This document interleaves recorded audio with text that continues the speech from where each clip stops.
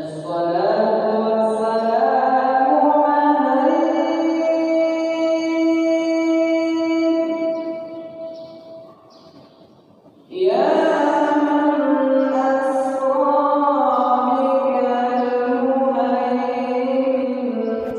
video ini dimulai, pastikan kamu sudah mengklik tombol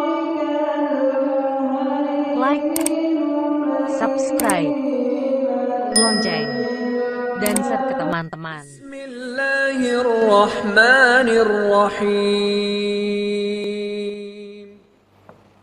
Bismillah. Assalamualaikum warahmatullahi wabarakatuh. Alhamdulillahilladzi ahyana ba'da ma amatana wa ilaihin nusyur. Ashhadu an la ilaha illallah wahdahu la syarikalah wa ashhadu anna Muhammadan abduhu wa rasuluh sallallahu alaihi wasallam. Allahumma salli wa sallim wa barik ala hadzal nabiyil karim wa ala alihi wa ashabihi ajma'in. Fi awalin marrah ya nashkurullah azza wa jalla alladhi a'tana rahmatan thumma salatan wa salaman ala nabiyyina Muhammad sallallahu alaihi wasallam alladhi akhrajan nas minadh dhulumati ilan nur wa yahdihim ila siratal mustaqim. Amma ba'd. Hamdan wa syukran lillah.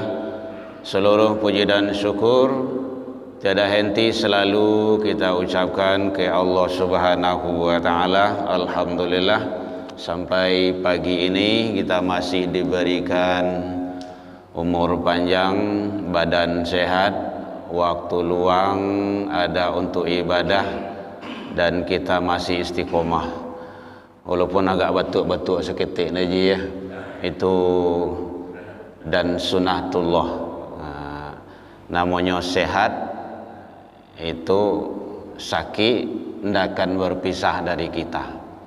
Makanya pesan Nabi, ightanim khamsan qabla hamsin, pergunakan yang 5 sebelum datang yang 5. Salah satunya yang pasti datang itu adalah wasihataka qabla saqamika, pergunakan sehat sebelum datang sakit. Jadi sehat dan sakit itu sudah pakaian bagi kita. Mudah-mudahan semua ada hikmah dan selalu kita syukuri agar kita menjadi hamba yang bersyukur di sisi Allah hendaknya. Selawat dan salam kepada Nabi besar Muhammad sallallahu alaihi wasallam. Allahumma salli ala Muhammad wa ala ali Muhammad. Bapak Ibu jamaah kaum muslimin, ada ibu ya. Hadirin kaum muslimin yang sama kita hormati, pengurus Masjid Al-Amanah, Bapak Ibu, tokoh masyarakat, tokoh agama, tokoh pendidikan, hadirin kaum muslimin rahimakumullah, jamaah subuh mubarakah yang dirahmati oleh Allah Subhanahu wa taala. Jadi kita sudah coba susun jadwal kajian kita Bapak Ibu atas permintaan dari jamaah, kemudian dan dicoba disetting. Jadi kita berusaha mengadakan kegiatan kajian subuh itu setiap pekan insyaallah. Itu setiap pekan itu kita sebarkan melalui WA group informasi-informasinya. Kita coba. Jadi mulai pekan pertama, pekan kedua, pekan ketiga, keempat, dan kelima kita sudah coba. Dan temanya sudah kita atur dan kita setting. Nanti kalau seandainya memang ada usulan dari jamaah, dari pengurus, nanti kita rembukan kembali. Pekan pertama itu membahas kita masalah ilmu tauhid. Sabtu kedua itu tentang akhlak. Bagaimana akhlak itu yang sebenarnya? Tentang sudah ada guru-guru kita. Sabtu ketiga itu sama Buya Irwan Hadi, itu nanti kita arahkan kepada fikih ibadah supaya lebih terarah. Kelima, keempat juga nanti kita arahkan kepada muamalah kehidupan kita bermasyarakat dalam kacamata Islam. Nanti yang kelima, nanti pekan yang kelima, Sabtu yang kelima kita ambil umum saja nantinya. Kalau ada usulan-usulan dari jamaah, dari masyarakat, dari pengurus, itu nanti kita coba diperbaiki lagi. Kajian hadis sudah disampaikan oleh Ustadz kita, Ustadz Jamil.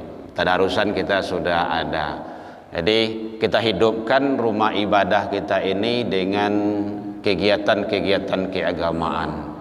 Mudah-mudahan ruh dan nuansa-nuansa keagamaan, keimanan itu muncul dan tercermin dalam masyarakat kita. Untuk membawa ke rumah saji itu memang berat Bapak Ibu. Harus ada pemancingnya dulu. Samui ko akan berkumpul, akan datang kalau ada yang manih-manih. Ada madu, ada gulu, biasanya kayak gitu kan. Seli Idul Adha. Ya ndak pernah datang kan ya tibuh tuh. Karena ada pemancingnya. Mungkin kalau pagi kok bisa diadakan mungkin sarapan pagi gitu kan. Kalau di Al-Hakim kan kayak gitu tuh. Atau di tempat-tempat yang lain di Al-Khair, di Masjid Muhajirin di Muar Putih. Sarapan pagi mungkin bisa lontong atau kacang padi, apalah bentuknya. Itu sebenarnya memotivasi dan memancing bagaimana jamaah itu tetap, dan kita kan berusaha. Jadi untuk hadir ke majelis ilmu itu memang berat, apalagi kalau di subuh kok. Itu pertarungan antara tidur dan bangun itu. Jadi kita sebagai pengurus tentu tidak boleh putus asa dengan berbagai cara dan strategi. Baik Bapak, Ibu, Bapak-bapak hadirin kaum muslimin. Jadi pekan pertama ini kita coba membahas masalah ilmu tauhid. Mangko orang malih karoma saji, malih dia ibadah dia ndak teratur. Kadang-kadang hanya gugur kewajiban Allah salat Allah tu, karena memang pondasi itu yang ndak kuat. Jadi bapak-bapak, kalau awak membuat bangunan, membuat masjid, membuat gedung, membuat rumah, itu kan pondasi awal itu kan menentukan. Itu pasti itu menentukan. Kalau ingin rancak bangunan itu, maka pondasinya harus kokoh dan kuat. Kalau pondasinya itu bengkok, maka bangunan itu akan melenceng. Bengkok pula itu. Kalau pondasinya itu lurus, insya Allah dia akan lurus. Kita lihat, sebelum Nabi hijrah, itu di Mekah 13 tahun, itu pondasi itu. Tidak ada lain daripada itu.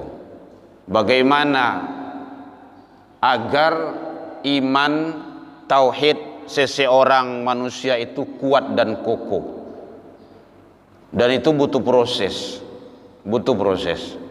tidak bisa instan. Lah kuat, lah kokoh, baru hijrah. Silakan kamakabai, baru dibawa, baru disuruh. Ada yang sendirian, ada yang kelompok, ada yang membawa keluarga yang tidak mau tinggal. Kenapa? Udah kokoh. Jadi itu sangat penting. Penanaman pondasi yang penentu utama itu, hadirin, itu dalam rumah tangga. Al-Quran surah Luqman 31, 13 sampai 19. Rumah tangga.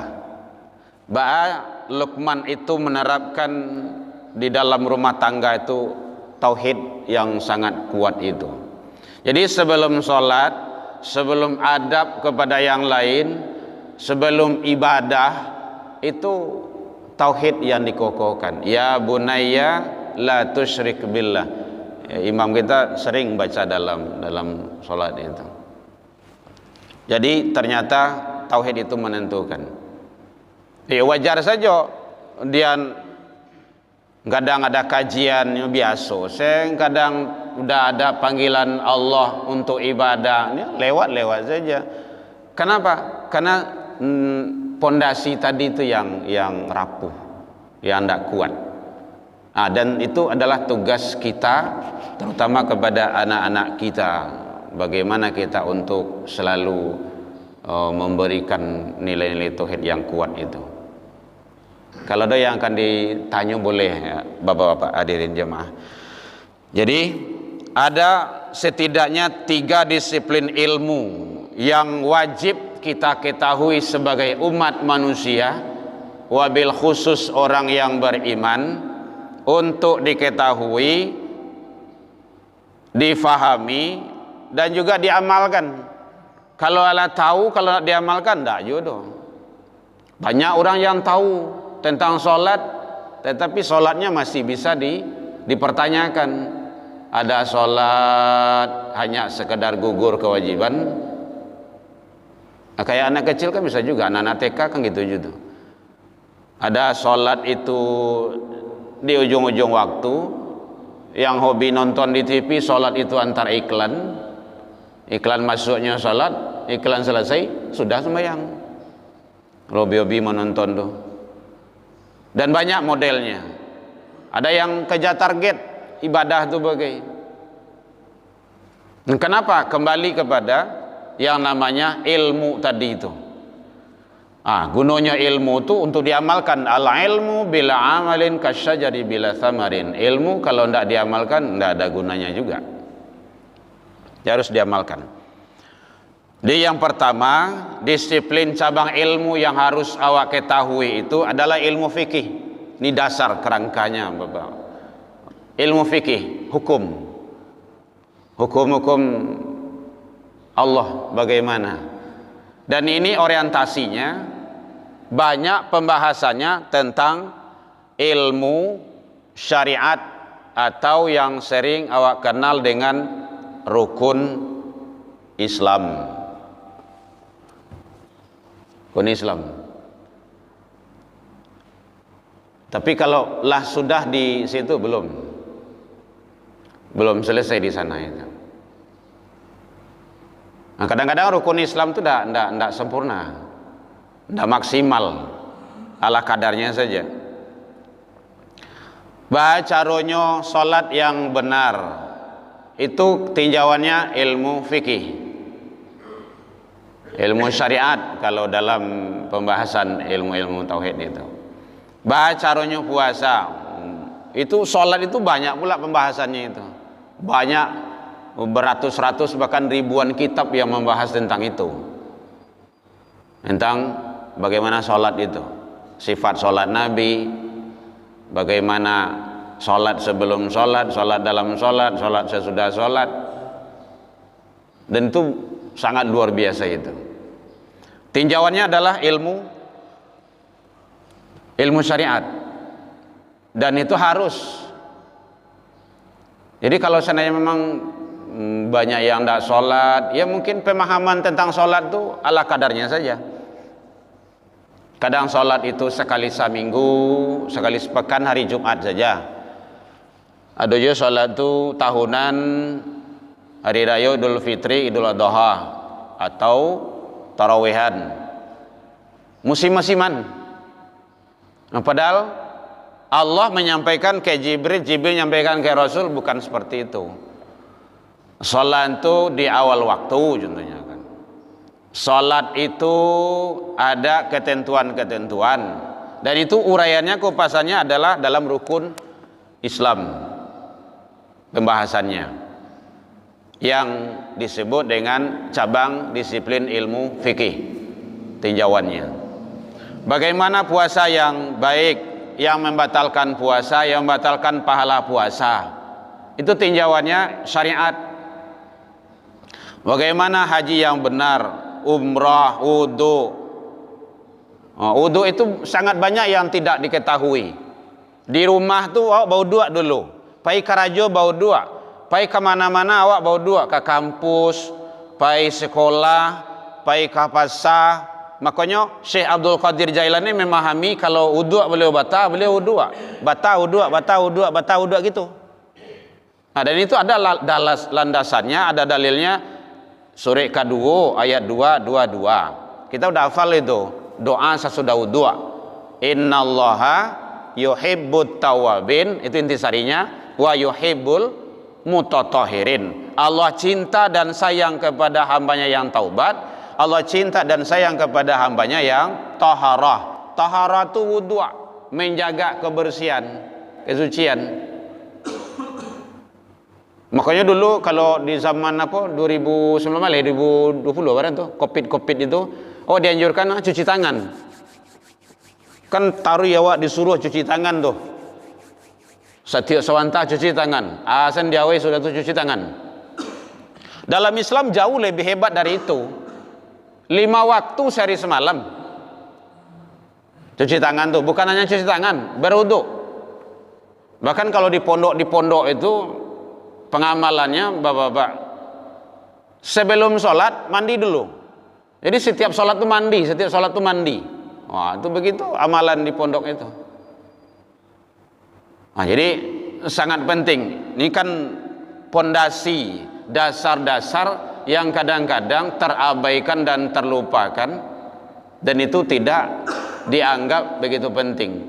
Tengoklah itu, kalau maghrib, kalau menjelang sore-sore itu jamaah yang ramai di mana? Di kafe, di tempat-tempat kedai kopi. Makasihnya kopi yang baru kini kok. Nah, kalau kopi yang lama-lama itu ndak lo wara-wara. Itu nang gaya-gaya sih situ itu. Kopi yang baru-baru tuh, kafe-kafe itu. Banyak tuh anak-anak muda di situ tuh. Apanya yang salah? Tauhidnya tuh yang ndak duduk. Karena lebih besar tampek duduk di kadai itu ketimbang panggilan Allah. Bahkan kadai itu sampai yang saji. Arah-arah bypass itu banyak tuh. Kan acok geliaran tadi itu. Nah, begitu. Dan itu kalau dicari salah awalnya orang tua. Penanaman nilai-nilai dari rumah tangga. Makanya 3 rumah itu, rumah tangga, rumah ibadah, rumah sekolah, itu tidak bisa lepas, tidak bisa pisah. Rumah tangga. Karena dalam rumah tangga itu surah Luqman 31 itu, ya bunayya, hai anakku, la tusyrik billah, jangan engkau persekutukan Allah dengan sesuatu. Jadi Allah itu segala-galanya. Penanaman itu ya kepada anak yang sangat minim sekali. Contohnya, anak kalaulah selesai, mungkin ada istilah ini kan, la tamai tepeki jo MDA, tanyalah anak atau anak SMP atau anak SMA, awak mana ngaji? Awak la tamai pak sebenarnya. La tamai mengaji itu.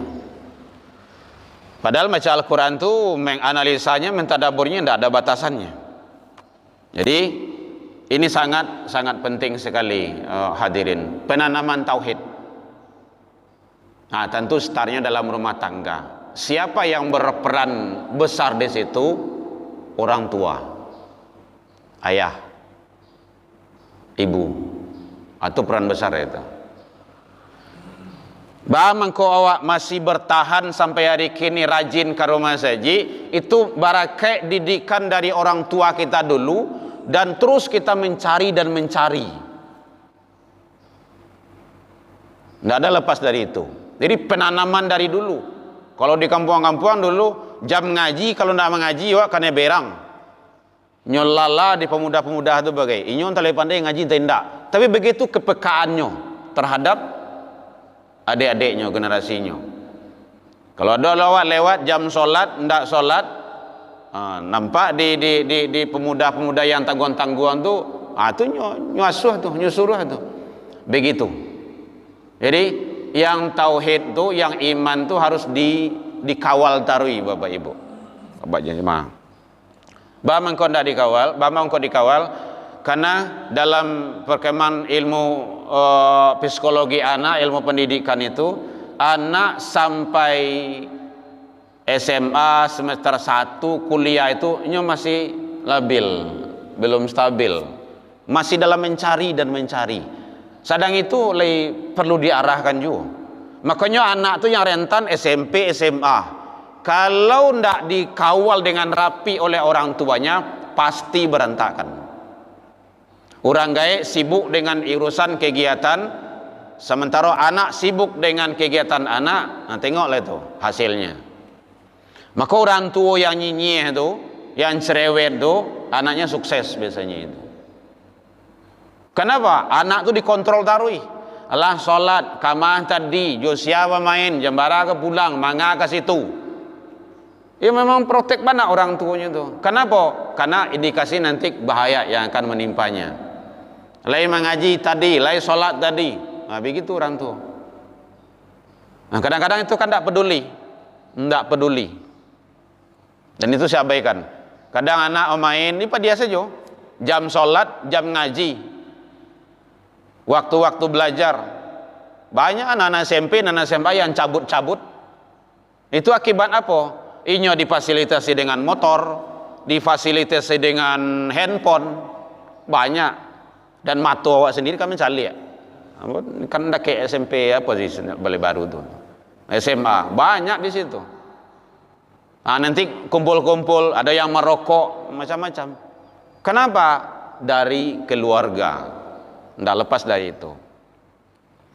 Jadi kalau seandainya ilmu fikih, ilmu hukum tentang keislaman itu tidak duduk, maka indikasinya pasti ibadah seseorang manusia nanti itu tidak akan beres.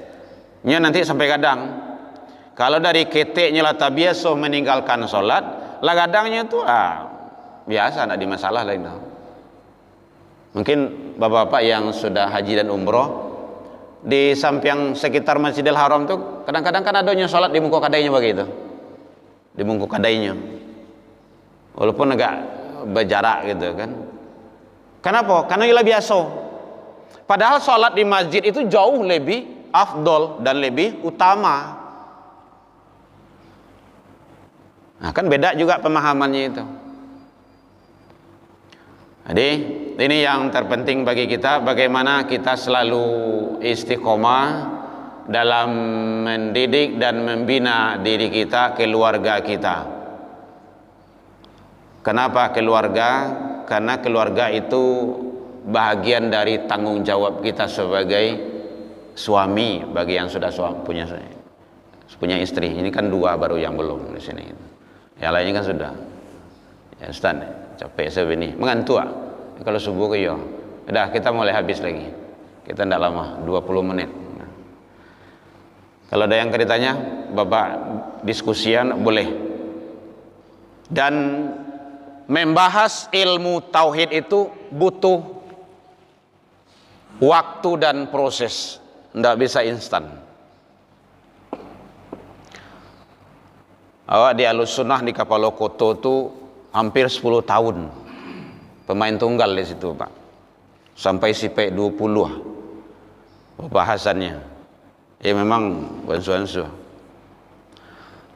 Karena awak mengerih mencari kondisi kini ko bapak jamaah narkoba itu sangat luar biasa. Ampang arah ke situ tidak tahu lah Wak, tapi zona-zona merah itu ambo tahu. Daerah ke situ, daerah kanen, kantor BNN kan arah ke situ tuh, zona merah itu. Dan itu sangat bahaya. LGBT, wis. Kalau ndak awak bentengi anak cucu awak, dan awak ndak boleh ego, Bapak. Bapak kok ego? Tekan ndak anak ambo doma, itu ego namanya itu. Mementingkan diri. Oh ndak kawan-kawan ambo doma, padia salah. Bukan gitu bahasanya. Nabi kalau gitu ndak akan sampai Islam ke tempat awak kono. Anak ambo kan aman. Sahabat ambo kan ndak ada. Keluarga ambo ndak salah. Umat tasaralah, itu bukan gitu. Tapi tanggung jawab kita. Inilah meningke. LGBT itu disumbar lah meningke. Kini sampai apa bagai bawa ke manual lain, dan itu sumber malapetaka. Sebenarnya Allah masih sayang ke awak tuh. Bapak lihat lah itu di Palu dulu, di Palu itu 1000 LGBT, kan di blender itu, di daerah yang Tawanam tuh 1000 angkanya hasil penelitian. Awak lah 8 lebih meningkat sekarang. Sampai-sampai tokoh-tokoh adat sekarang sudah bersuara, dibuang sepanjang adat. Dan itu penting diperhatikan dari pergaulan tadi itu. Awak dulu anak padusi juga anak laki-laki, awak kalau nyawa kawan leleh mudia itu yang awak rusuhan. Kalau kini laki-laki semua laki-laki, kamu ngawak. Dan itu kan virus-virus tularan dari zaman Nabi Lut. Jadi kalau dulu untuk menghabiskan manusia yang seperti itu dibunuh. Diangkek bumi itu dibalian, kan dibunuh doh. Baca dalam sejarah itu, Qisasul Anbiya, bagaimana akhir tragis umat Nabi Lut itu diangkek bumi itu dibalian bantu membuat mentawak Mesir gitu. Itu kan sangat membahayakan. Jadi tentu lingkungan awak, anak-anak awak, tugas awak masing-masing. Orang tua berperan aktif, tokoh masyarakat berperan aktif, pengurus masjid berperan aktif. Tidak boleh awak putu yaso, ustaz, mubaligh, buya, ulama berperan aktif sesuai dengan fungsi awak masing-masing. Nenek mama berperan aktif nasihati keponakan-keponakan awak. Awak nang gadang agi tahu nang ketik-ketik itu, guru, dosen dikasih informasi seperti itu adalah tidak baik. Nan jaleh awak usaho. Dan awak tak boleh putus asa. Nabi Lut kan Nabi Nuh dulu kan usaho. Baik, Bapak jamaah semuanya, ada yang akan awak diskusikan, yang akan ditanya jawabkan? Sudah jam 6. Nyo mengaji kok ndak keputi-puti itu tuh. Nyo ada dosanya tuh. Al-Quran tuh luas, samudra tuh yang luas. Tentu batasi saja waktunya supaya ndak terlalu lama. Karena Bapak akan karajo. Jangan payah anak, Pak Guru.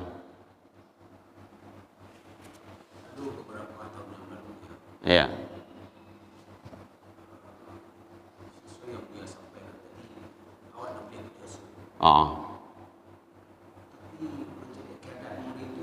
Ya. Contoh? Ya.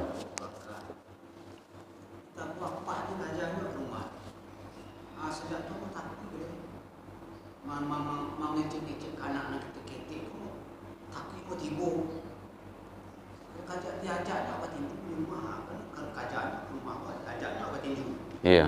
Ayo takut kecil buaya tu batu saya tak tahu takutnya juga anak lagi banyak kecil buaya tu 20 tahun dulu tu malah aneh begitu. Iya.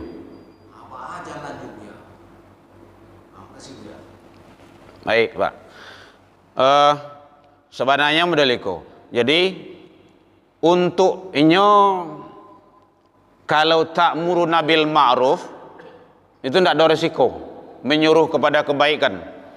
Tapi kalau sudah masuk wa tanhau anil munkar, mencegah dari kemungkaran, itu ada resiko tuh. Ada tantangan, ada resiko, ada bermacam-macam rintangan yang awak lalui. Mulai dari ancaman, mulai dari sampai pembunuhan. Dan memang sunatullahnya kayak gitu dari dulu. Nabi dan Rasul ada yang dibunuh, ada. Para ulama yang mati di tiang gantungan, aduh. Yang dipinjaru banyak. Kenapa itu? Sudah masuk ke arena mencegah dari kemungkaran. Jadi tentu awak punya mungkin strategi-strategi. Strategi-strategi. Bahas strategi-strategi. kalau sudah masuk ke arena hal-hal sifatnya yang merusak, dan itu kita tidak membiarkan. Tokoh masyarakat berperan, RT, RW itu tidak lepas. Kalau ada kemaksiatan di lingkungan RT, RT tunyo diam, tahu diam. Itu RT-nya yang diseret ke neraka dulu. Kenapa? Man ra'a minkumnya tidak difungsikan. Karena kata Nabi kayak gitu, man ra'a minkum mungkaran falyughayyiru biyadihi, dengan kekuasaan.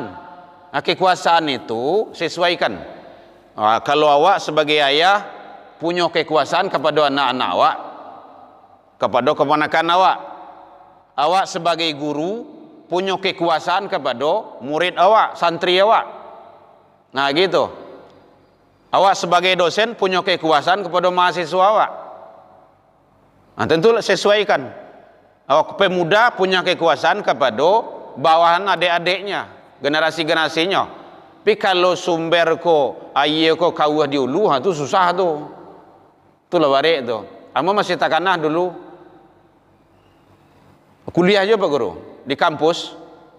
Itu salat 5 waktu itu di absen.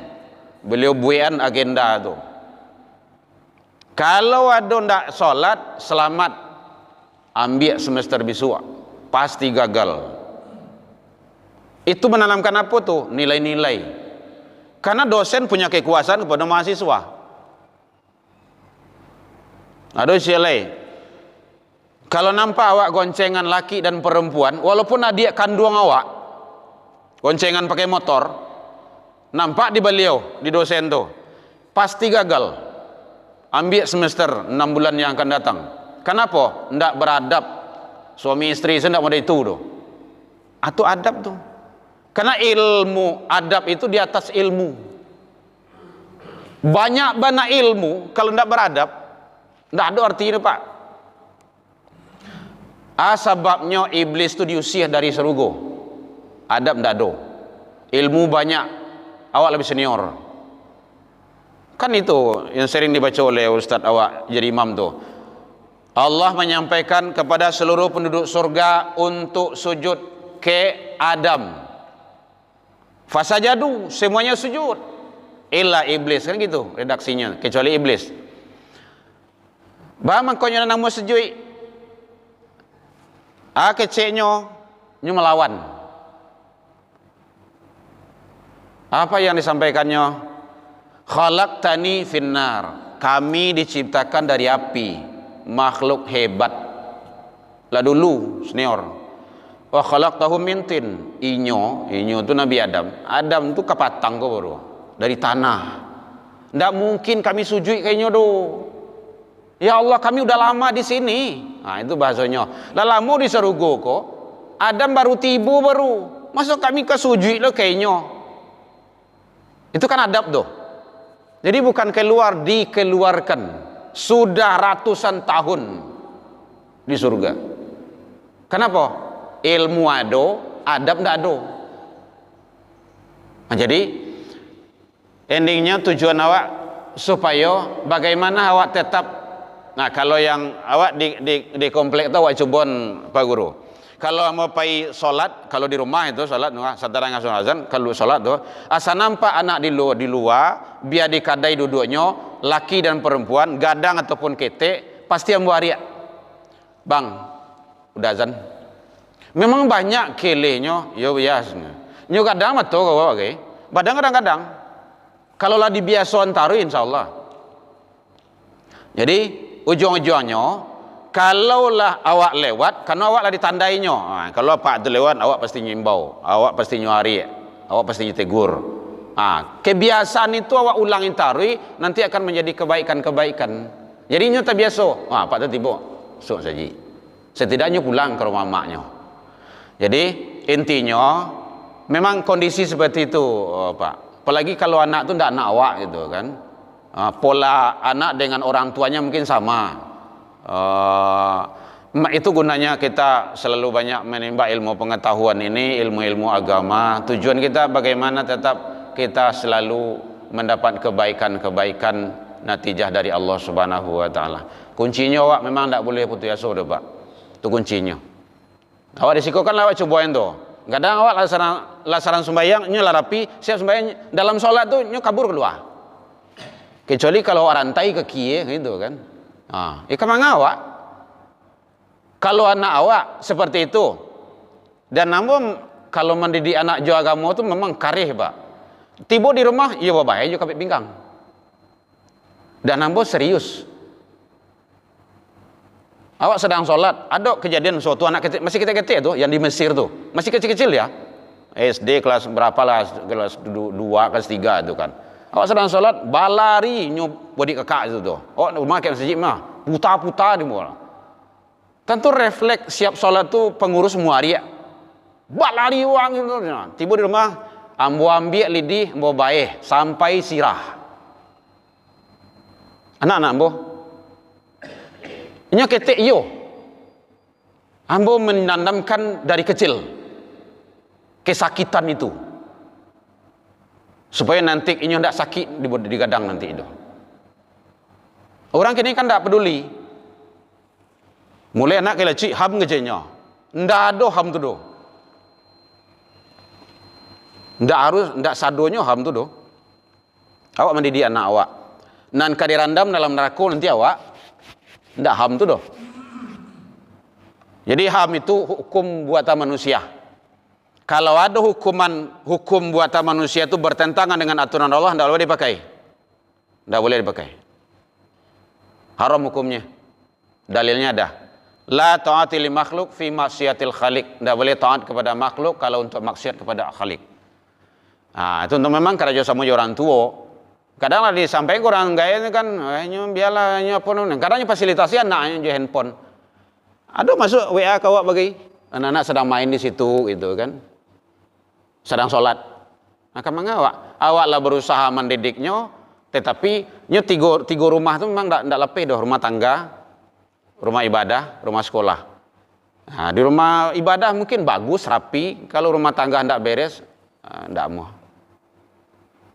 Jadi itu polemik yang ada, dan awak sebagai tokoh masyarakat, sebagai jamaah, sebagai pengurus ndak boleh putus asa. Dengan strategi banyak yang harus kita lakukan, Pak Guru. Mohon maaf mungkin tidak memuaskan gitu. Lah Pak Guru, sok sambung lah. Baik Bapak jamaah semuanya, mohon maaf kita sudah berusaha.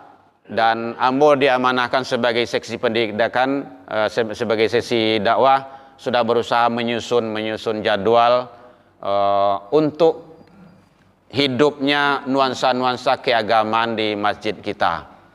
Dan ambo memang tabatih karena ambo jauh di Kuranji, tentu sekali-sekali ambo tinjau kamari gitu kan. Termasuk di mutazakirin seperti itu juga gitu kan. Namun tentu awak tidak boleh putus asa, Bapak, dan awak bawa anak-anak awak. Kalau adanya salah awak tegur, awak suruhnya ke surau, tetap awak membimbing mereka agar, karena harapan awak tu adalah anak-anak generasi awak tu. Mendadak semeninggal awak nang gaek-gaek kau, siapa nang kau masuk dalam masjid kau? Tentu nang ketek-ketek. Kalau ndak terbiasa ke rumah masjid kan sangat bahaya pengaruhnya. Demikian saja, mohon maaf. Masih dalam suasana Idul Adha. Taqabbalallahu minna wa minkum, taqabbal ya karim minal aidin wal faizin. Semoga Allah terima semua amal kebaikan yang kita lakukan semasa hidup di dunia ini menuju kampung yang abadi di akhirat kelak. Ila liqa fastabiqul khairat wa billahi taufiq wal hidayah. Wassalamualaikum warahmatullahi wabarakatuh. Ya Nabi salam alaika, ya Rasul salam